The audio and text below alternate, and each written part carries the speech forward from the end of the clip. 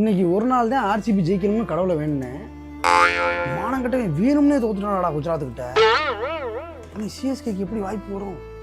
மும்பைக்கு ஐயோ ஐயோ அவனை பற்றி பேசவே எனக்கு பாவமாக இருக்கு. அவன் மனநலம் குன்றியவனா மாறிட்டான்டா. அவனை அடித்த அடியில் கோமா ஸ்டேஜில் இருக்கான். தம்பி தம்பி ஐயோ என்னென்னமோ பேசுனானே.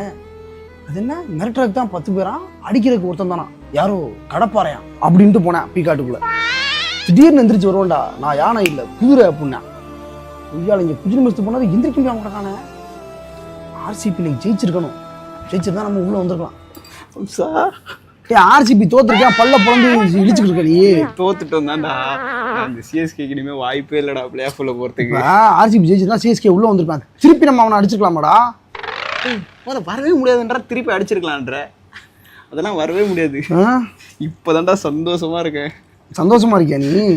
கடவுளே, ஆனால் இந்த மாதிரிலாம் சந்தோஷமா நான் இருந்ததே இல்லை தெரியுமா? ஆமாம் தெரியும். 17 வருஷமா இந்த மாதிரி சந்தோஷமா இருந்ததே இல்லைங்கிறது எனக்கு தெரியும். இல்லை நம்மளை சொல்கிறேன், நம்ம இருந்தது இல்லை. அப்புறம் நீ சந்தோஷமா இருக்கண்டா. எல்லாருக்கும் கூப்பிட்டு சாப்பாடு போகணும்டா. சரி சரி போடு போடு போடு. ரொம்ப சந்தோஷமா இருக்கியா? ரொம்ப சந்தோஷமா இருக்கண்டா. பார்த்து கடவுளுக்கு தெரிஞ்சிடாம டக்குன்னு ஒரு 4 ப்ராப்ளத்தை வாடகைக்கு எடுத்து உனக்கு கொரியர் போட்டு விட்டு உனக்கு குஜி மிஸ்ட் பண்ணி விடுவாப்புல. ரொம்ப சந்தோஷமா இருக்காத? நீ தான் சந்தோஷமா இருக்க. நான் எங்க சந்தோஷமா இருக்கேன்? நான் சிஎஸ்கே உள்ள வந்திருக்கணும், திருப்பி அவனை அடிச்சிருக்கணும்னு நினைக்கிறேன் நான். ஜாலியா ரம்சா. இனிமே அவனுக்கு கிடையாது, நம்ம தான் இனிமே. எனக்கு தெரிஞ்சு ஆர்சிபி வேணும்னே தோத்துருப்பானோ சிஎஸ்கே உள்ளே வரக்கூடாதுன்னு. சிரிக்காத ப்ளீஸ். எனக்கு ஒரு சின்ன வயசுலேருந்து ஒரு சின்ன பிரச்சனை இருக்குது. யாராவது சிரிச்சானக்கும் ஒரு டப்புன்னு அரைஞ்சிருவேன்.